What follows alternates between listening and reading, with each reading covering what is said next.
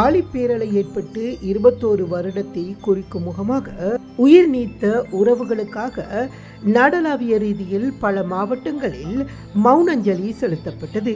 அரசு மற்றும் தனியார் நிறுவனங்களில் குறித்த நினைவஞ்சலி நிகழ்த்தப்பட்டது. இதன்போது உயிரிழந்த உறவுகளுக்காக மௌனஞ்சலி செலுத்தப்பட்டதுடன் மலர் தூவி விளக்குகளும் ஏற்றப்பட்டது.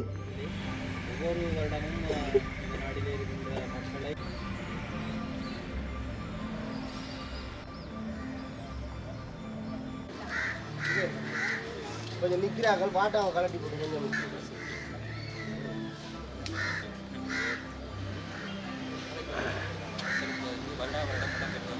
சுனாமி நினைவேந்தல் இந்த வருடமும் எனது ஓந்தாச்சிமடம் விளையாட்டுக் கழகத்துடன் இணைந்து வணக்கம்.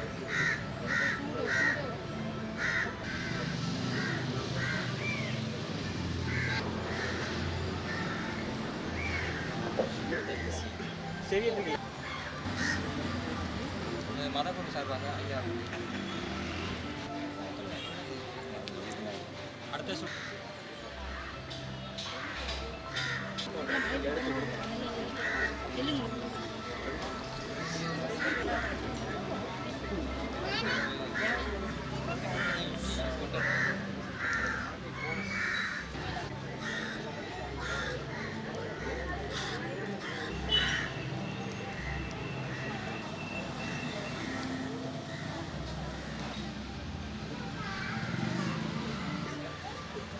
நன்றி.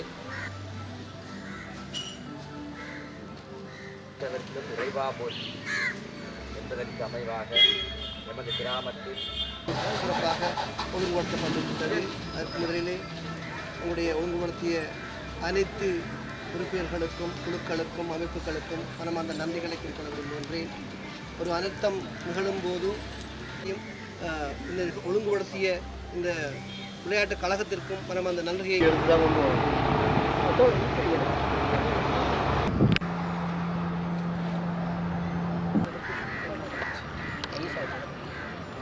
ஆண்டு 26ஆம் தேதி இடம்பெற்ற ஆழிப்பேரலையிலே பேரழிவை எமது நாடு சந்தித்தது. உண்மையிலே அந்த வேளையிலே பல உறவுகள் எம்மை விட்டு பிரிந்தார்கள். இன்றும் அவர்களை நாங்கள் நினைந்து நிறைவு கூறுகின்றோம் மன்னார் மாவட்டத்திலே. அதே போன்று இலங்கையிலே சமீப காலமாக பாரிய ஒரு வெள்ளத்தினால் சூறாவளியினால் ஒரு பாரிய அழிவு ஏற்பட்டது. இதிலிருந்து இப்போதுதான் மக்கள் மீண்டு கொண்டிருக்கின்றார்கள். ஒவ்வொரு அழிவுகளிலும் எமது மக்கள் தங்களது உயிர்களை ஈட்டுக் கொண்டிருக்கின்றார்கள். எதிர்காலங்களிலே இவ்வாறான அழிவுகள் ஏற்பட முன்பு மக்களை பாதுகாக்க வேண்டிய ஒரு தேவை இலங்கை அரசாங்கத்துக்கு இருக்கின்றது. உண்மையிலே ஆழிப்பேரலை வரும் முன்பே மக்களை தகவல்களை வழங்கி அவர்களை காத்திருக்கக்கூடிய ஒரு சந்தர்ப்பம் இருந்தும் அந்த வேளையிலே இருந்த அரசாங்கங்கள் அதை தவற விட்டுவிட்டது. நான் இந்த வேளையிலே கேட்டுக்கொள்வது, நவீன தொழில்நுட்பங்கள் எல்லாம் வந்த பிற்பாடும் இவ்வாறான அழிவுகளிலிருந்து மக்களை காக்க வேண்டிய பொறுப்பு அரசாங்கத்துக்கு இருக்கின்றது. எனவே எதிர்காலத்தில் இவ்வாறான அழிவுகளிலிருந்து மக்களை நாங்கள் பாதுகாக்க வேண்டும் என வேண்டுகோள் விடுத்துக் கொண்டு மீண்டும் இந்த ஆழிப்பேரலையால் தங்களது இன்னுயிரை ஈர்த்த அனைத்து மக்களுக்கும் இந்த வேளையிலே மன்னார் மாவட்ட மக்கள் சார்பாக எமது அஞ்சலிகளை. மேலதிக செய்திகளுக்காக எமது யூடியூப் தளத்தை சப்ஸ்கிரைப் செய்யுங்கள்.